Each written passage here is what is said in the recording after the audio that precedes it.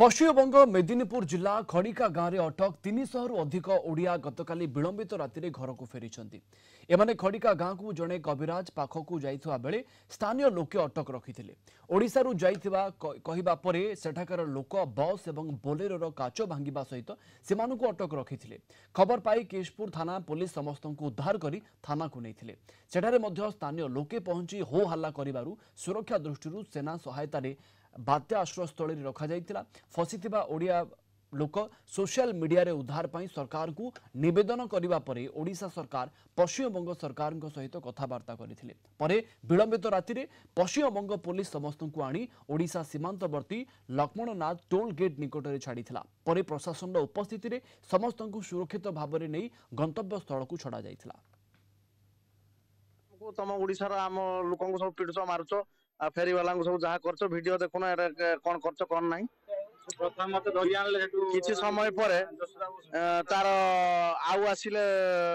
20-25-30 कांतरू आइले कहले हम फाइनल निया नगेवा गाड़ू देख आम गाड़ी पाखर किसी साइड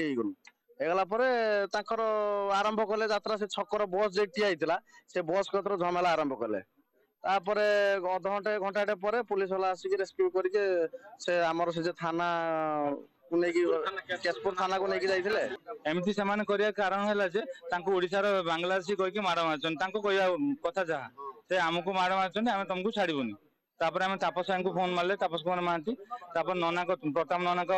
सहित कथा है कि आमे कथा हला पर पुलिस आसु से तो पुलिस भी आसु न वेस्ट बंगाल पुलिस आसु नतले तापर पुलिस आसी हमको रेस्क्यू करि नले होजु आसीतिले 30 जन दिगा अपन उधार करि आनला के हमको आनिचंदी बेंगल पुलिस बहुत सहायता करचंदी बहुत प्रोटेक्शन करी रास्ता जाको टोल गेट रो होजु बदल बदल करी के आसुचंदी सहायता करछ बहुत जे हम सेठी जीवन बंची के आसिलु जे प्रशासन तरफ रु समस्त व्यवस्था हेतिला समान आसी पहुंचचंदी हमर लखननाथ टोल गेट पाखरे आम बॉर्डर आमे ताऊ जेहा जो माने जो जगार आछन सब तांको सब पठार बंदोबस्त करूछु सेमानको निज निज डेस्टिनेशन पहुंचीबे सुरखुरे तांको व्यवस्था करूछु।